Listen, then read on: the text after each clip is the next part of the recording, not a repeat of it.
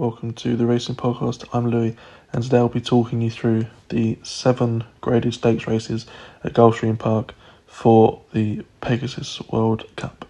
So we start the podcast in race number 6.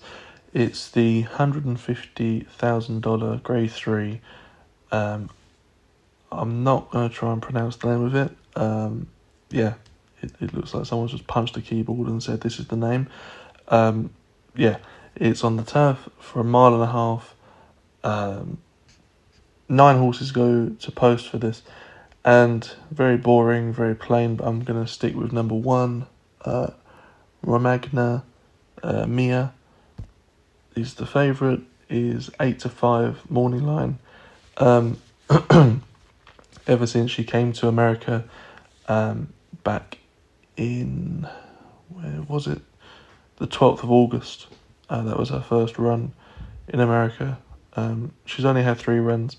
2 of them come third in the debut run in America, putting up a buy speed figure of 88 on debut, and then 98 and 93 for the next 2 runs. Has won once on the turf over this distance, and then the other time was on the all-weather at this distance. So technically 2 from 2 at the trip, which definitely benefit her today. Has already beaten at least 2 of the rivals in this field. Has John Velasquez on board, and very plain, very simple. I think that number 1, Romagna Mare, will win. Race number 2 of the podcast is in race number 8. It's the Grade 3 W.L. McKnight Stakes over a mile and a half for $200,000. 16 horses go to post for this. I must admit, I really do not like this. I've not done the form for this. I've not even looked at the race. The second I saw there were 16 horses, I instantly clicked off that and went on to race number 9. There are 4 horses that I think have got a little bit of a chance. That's number 1, number 3, number 7, and number 16. If you made me pick a horse, I'd probably go with number 16. Very bad draw, so that's not going to help. But did win over 2 miles when made all. So Louis Size is on board this time. If he manages to get him on the pace and really kind of go for it on the front end, I think the 12-1 morning line odds, I think, has a bit of an each way chance. But I must mention the favourite, which is number 1, Francesco Clemente, has got an obvious chance.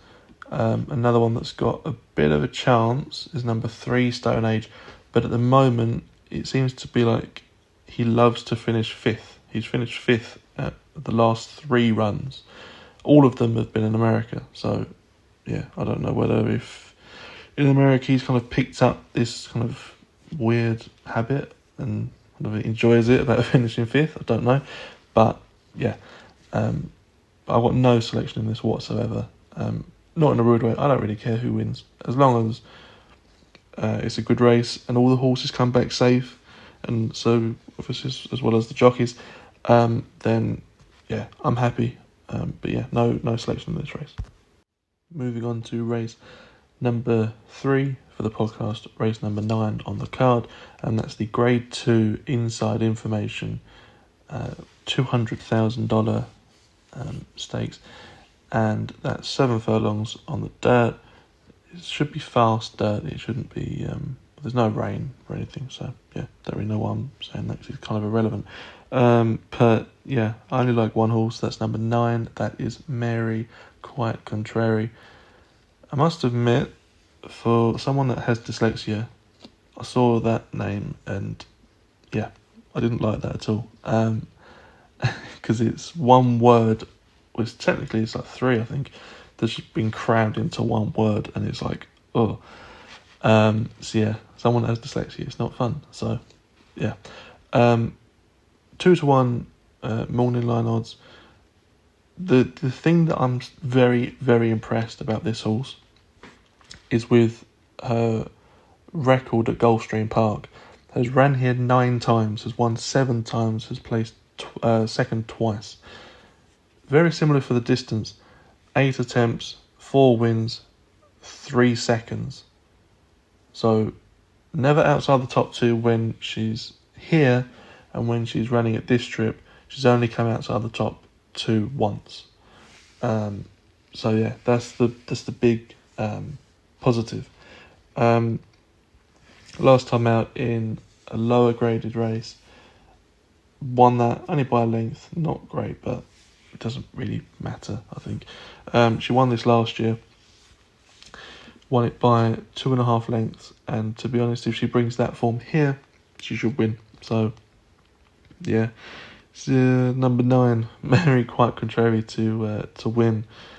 Yeah, it is very, very simple. So yeah, that's the selection for this race. Moving on to race number 4, and that is in race number 10. It's the Grade 2 Pegasus World Cup filly and mare turf over the 1.5 furlong for $500,000. So for this race, 13 horses go to post. The one that I like is number 4. That is Star Fortress. The reason why I love this horse so much, and for me it's actually the pick of the whole card.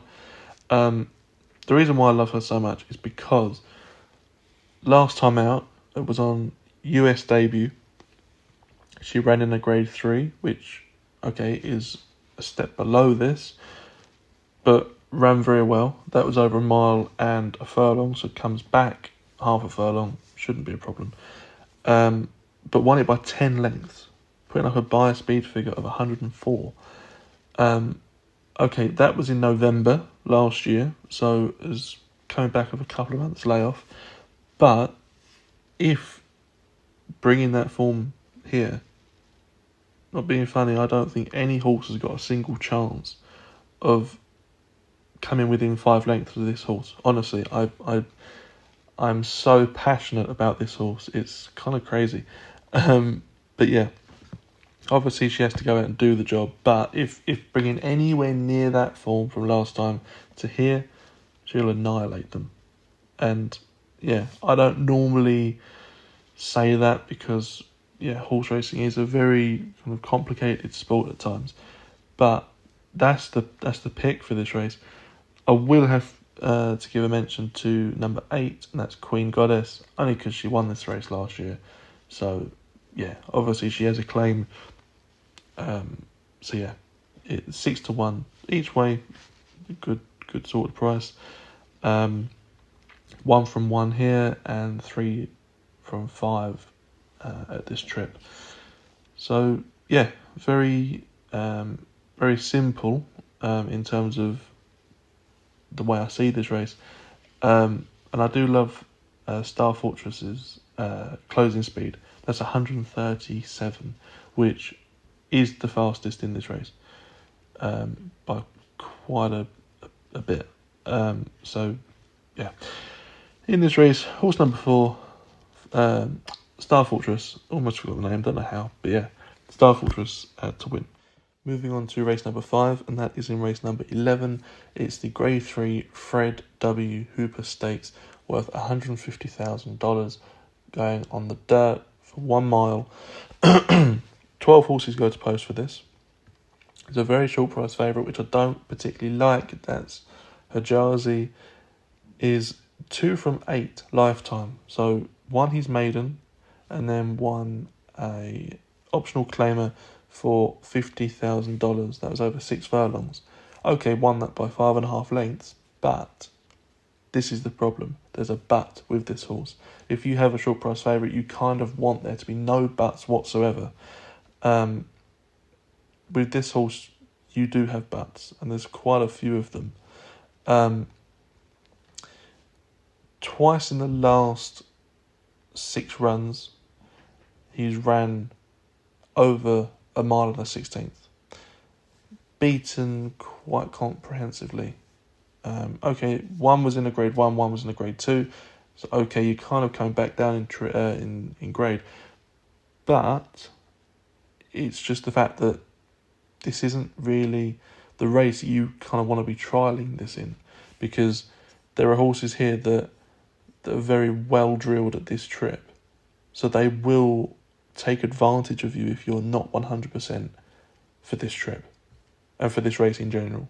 So that's why I've gone with number 11, Tumbarumba. I don't know where they got the name from, but I kind of like it. It's kind of quirky. It's got its little, it's kind of got character to it. Has got an early speed of 98 and a closing speed of 91. So basically, same thing. The early speed and the late speed is basically the same. But what I like about this horse is if you take out the fourth last run, where, not being disrespectful, but he got absolutely annihilated, finishing 6th, beating 17 lengths. But that was over 7 furlongs, and that was on the sloppy going. So you can kind of put a line through that because you're not going to get that here. If you ignore that, like I said, he's got very, very good chances to win this race. Okay, he has to step up to win this race, but at 8-1 has got a chance. Louis Size takes the ride, another top jockey in this field, and very consistently, if you, like I said before, if you ignore that run four races back, he's put up consecutive 90 plus by speed figures. So it goes 94, 93, 96, 95 and 95. So he's clearly doing something right. So he would have to step up, like I said, to win this race. But at 8-1, it's definitely got an each way play. So I'm going to go with number 11 as an each way pick in this race. Moving on to race number 6, that's in race number 12. That is the Grade 1 Pegasus World Cup turf. That's going over 1 mile and 1 furlong. 14 horses go to post, and if you've been listening to the podcast for some time, you kind of have understood and got to know that I hate big fields. I just hate it. There's too much going on. There's too many ways to kind of second guess yourself, and then you can end up making the wrong pick. When originally you was going to go for a horse that had an actual chance. So yeah, enough of the waffling. There are 2 horses that I like. That's Warm Heart and Integration. I'm going to go with Integration. That's number 3. 3-1 morning line. Because he has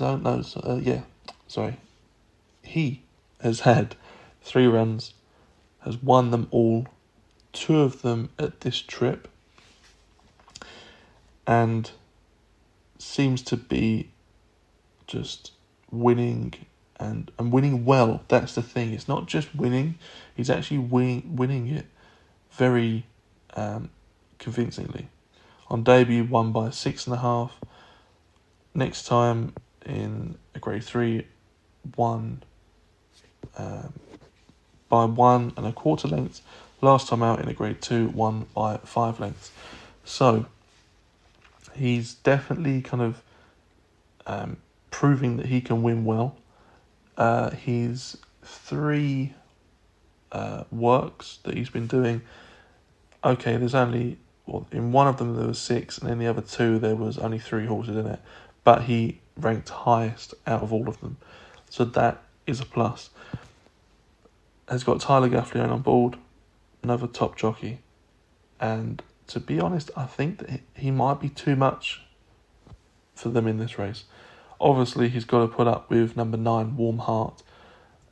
Ryan Moore takes the ride. Aidan O'Brien trains. It will be very, very difficult to beat Warm Heart, but the thing that I'm looking at, the way I see it, is Warm Heart's last 4 runs have been in 4 different countries. And 3 of the 4 have actually been in 3 different continents. So she's travelling a lot. So 24th of August, York. 10th of September in Paris.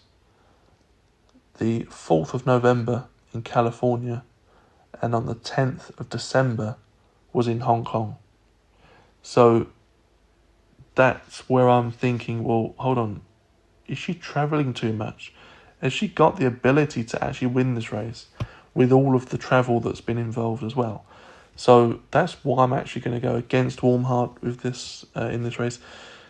It's not easy to kind of go against her. I had her when she ran at the Breeders' Cup, only beaten, I think it was ahead, by Inspiral on that day. So, yeah, it's not easy to go against her. I do like her. She's a very impressive horse.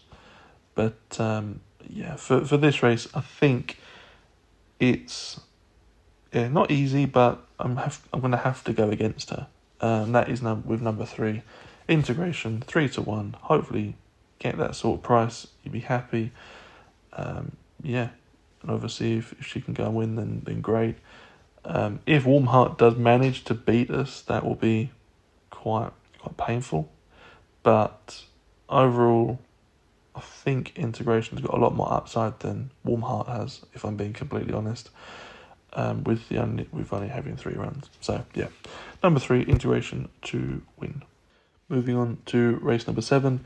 That's the last race in the podcast, and it's in race number 13, which is also the last race on the card. So it's the Grade 1 Pegasus World Cup on the dirt, going 1 mile and 1 furlong. 13 horses go to post. I only like 1 horse in this race. Even the favourite doesn't actually make me think, oh, this favourite's an actual good favourite. Number 7, National Treasure. Not in a rude way. No, thank you.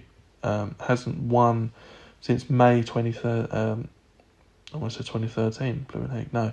2023.